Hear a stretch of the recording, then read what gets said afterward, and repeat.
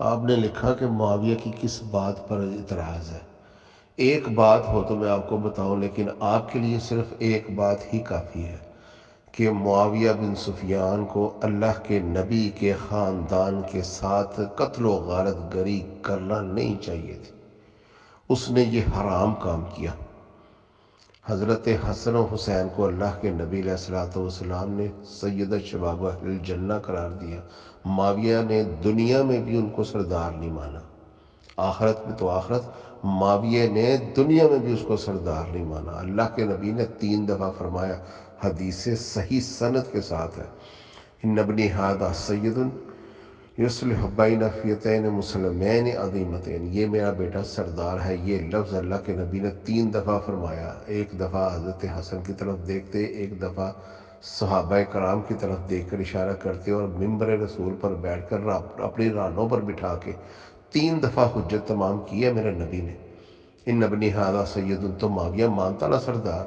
تم مجھے بتاؤ، کیا تم حضرت حسن کو دنیا اور آخرت میں سردار نہیں مانتے؟ اور اگر تم مانتے ہو تو یہ معاویہ کیوں نہیں مانتا؟ چلو سردار نہیں مانتا، نہ مانے، اس نے سردار سے قتل و غارت گری شروع کر دی۔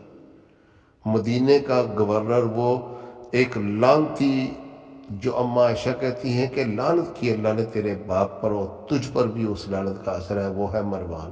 معاویہ نے مروان کو مدینے کا گورنر بنا دیا۔ حسن و حسین کو گورنر نہیں بنایا جا سکتا تھا؟ ابن عباس حبر الامہ کو گورنر نہیں بنایا جا سکتا تھا؟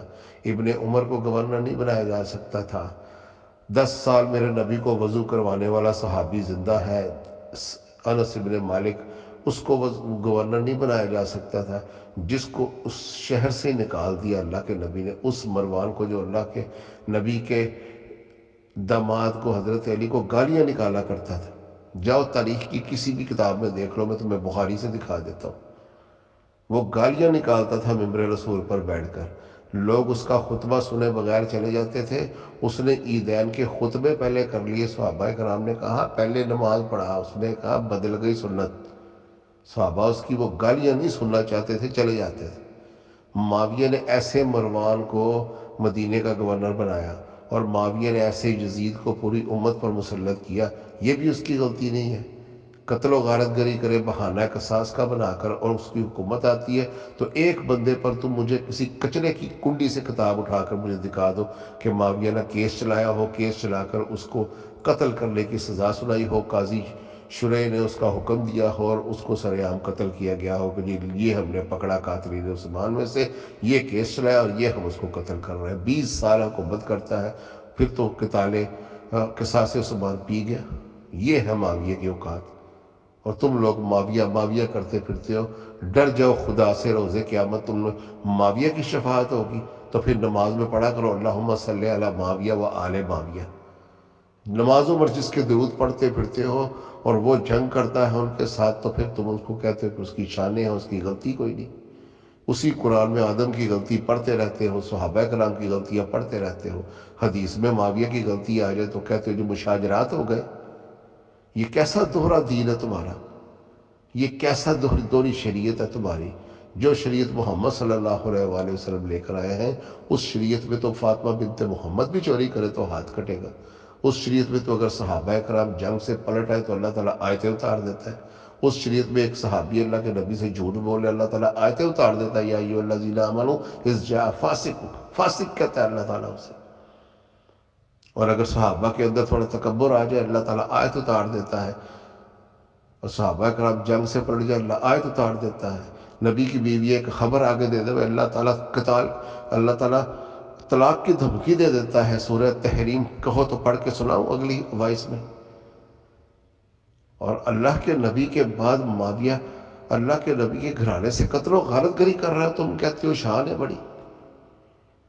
جس دین پر تم چل رہے ہو اس دین میں معاویہ کی کوئی اوقات نہیں ہے۔ اس دین میں اگر اوقات ہے تو ہے ابو بکر، عمر، عثمان و علی، حسن و حسین، سابقون الاولون صحابہ، بدری صحابہ، احدی صحابہ، خندقی صحابہ، حتیٰ کہ بیت رضوان تک کے صحابہ۔ اور جو فتح مکہ پر طلقاء کو صرف جان بخشی ہے، اگر وہ اچھے اعمال کریں گے تو اللہ انہیں بھی شاید معاف کر دے۔ بس یہی قرآن نے کہا ہے۔ اتباع دی ہے سابقون الاولون کی، علی سابقون الاولون میں سب سے پہلے ہے، ہمارے یاسر سب سے پہلے ہے، ابو بکر عمر سب سے پہلے ہے، معاویہ سابقون الاولون میں نہیں ہے۔ ظالموں سمجھو، اللہ نے نبیوں کے درجات مقرر کیے، تلک الرسل فضلنا بعضهم علی بعض، صحابہ کرام کے اللہ تعالیٰ نے درجات دیے، والسابقون الاولون من المہاجرین والانصار والذین اتبعوہم بإحسان، اور جو احسان کے ساتھ ان کی اتباع کرے گا۔ پھر اللہ کہتا ہے رضی اللہ عنہم ورضوا عنہ، قرآن پاک میں اللہ کہتا ہے لا یستوی منکم من انفق من قبل الفتح وقاتل اولئک اعظم درجات۔ اللہ تو یہ کیٹیگریز بناتا ہے، نبیوں کی بھی، رسولوں کی بھی، صحابہ کی بھی، اور تم کہتے ہو ایک ہی چادر ڈال دو معاویہ فاسق فاجر باغی کے اوپر بھی وہی چادر ڈال دو جو ابو بکر عمر عثمان پر ہے۔ اگر ایسا ہے تو حضرت عثمان کے قاتلوں کو دو نہ ایک نیکی۔ مدینے میں کچھ جو لوگوں نے آ کے محاصرہ کیا تھا وہ کیا چائنا سے آئے تھے؟ وہ بھی مسلمان تھے، وہ بھی صحابہ کرام ہی تھے۔ کہو تو بتاؤ، تمہاری کتابوں سے ان نام اٹھا کے بتاؤ، حضرت محمد بن عزیفہ صحابی نہیں، حضرت جہجہ غفاری صحابی نہیں، حضرت عبد الرحمن بن ادیس بلوی صحابی نہیں، یہ تینوں بیت رضوان کے صحابی ہیں جنہوں نے محاصرے میں شامل تھے۔ یہاں تک کہ حضرت عثمان کو کھینچ کے عصا توڑ کر انہوں نے گریبان چاک کر کے مدینے سے ممبر سے اتار کر خود نماز پڑھانی شروع کر دی۔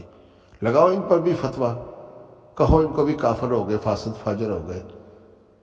اگر ان پر فتویٰ، ان پر بھی ایک اجر نہیں تو دو، پھر انہیں بھی معاویہ کو ایک اجر ملتا ہے، انہیں بھی پھر ایک اجر دے دو۔ حضرت عثمان کے قاتلوں کی تعریفیں کرو، اللہ جنت میں پہنچائے، انہیں بھی ایک اجر بھی دے، انہیں وہ بھی وہ مجتہد تھے۔